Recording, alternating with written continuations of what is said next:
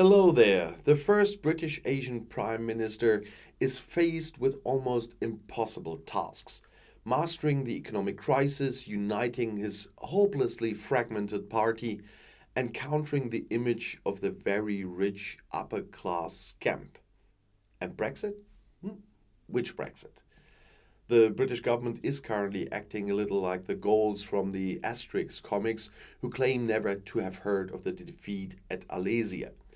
In addition to the effects of the pandemic and war, Brexit is a main cause of the British economic crisis.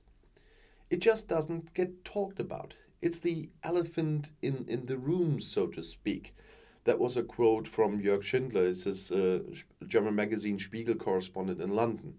Everyone knows it, everyone sees it, but everyone acts as if it doesn't exist. And that's what makes things so really depressing sometimes, he said. And he sees it every day. And in addition, since David Cameron's election victory in 2010, the people of Great Britain have been governed by the Conservative Party, the Tories, which established a rigid austerity program back then in order to reverse the consequences of the financial crisis. An austerity program that is still active today and has led to many municipalities seeing little opportunities to save money. And now we are in a situation where savings may have to be made again, and no one really knows how. And that was again from Jörg Schindler from his talks with city representative and municipal boards. You can only privatize social housing once. You can only close a swimming pool and library once.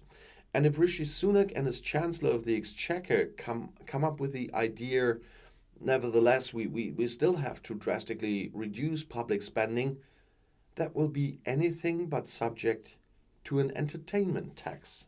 That's something we would say in German.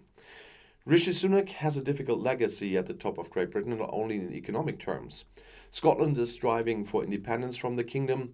The formation of a government in Northern Ireland was just impossible due to the agreements in the relevant Brexit protocol. And above all, the new Prime Minister must unite his party, which has been hopelessly fragmented after the wild Johnson years. Otherwise, he has to reckon with massive resistance to his plans. After all, Sunak can count on a well-established PR team that has already successfully changed his image as a very rich upper-class banker while he was finance minister. But is that enough to heal the country? I would say no. And at the weekend, the COP27, the UN climate conference, begins in Egypt. Although the Brits hosted the event a year ago, the new Prime Minister Sunak initially refused to take part, but has now changed his mind, perhaps his PR team told him.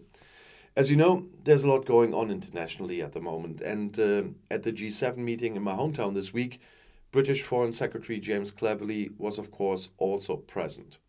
The foreign ministers of Germany, the USA, France and Great Britain have discussed particularly sensitive issues such as a possible escalation in the Russian war of aggression against Ukraine. And before the talks continued in the larger G7 group of economically strong democracies, hostess Annalena Baerbock, her US colleague Antony Blinken, French Foreign Minister Catherine Colonna, and Britain James Cleverly met on Friday morning in Münster's historic town hall in the so-called Quad format. In the past few weeks, Russia has repeatedly had to accept defeats and withdraw from previously occupied Ukrainian territories. There have been repeated nuclear threats from President Vladimir Putin. And most recently, Putin accused Ukraine of working on a nuclear-contaminated bomb. Kiev denied the allegations, and a so-called dirty bomb consists of radioactive material released with conventional explosives. And the foreign ministry in Moscow on Wednesday underlined the purely defensive character of the Russian nuclear doctrine. What assholes. But in addition to Germany, the G7 includes France, Italy, Japan, Canada, the USA and Great Britain. Germany will hold the presidency until the end of the year, and Japan will take over the presidency next year. And I have a little hope that they can go back to their normal schedule. And I'll see you in my next video. I'll be back.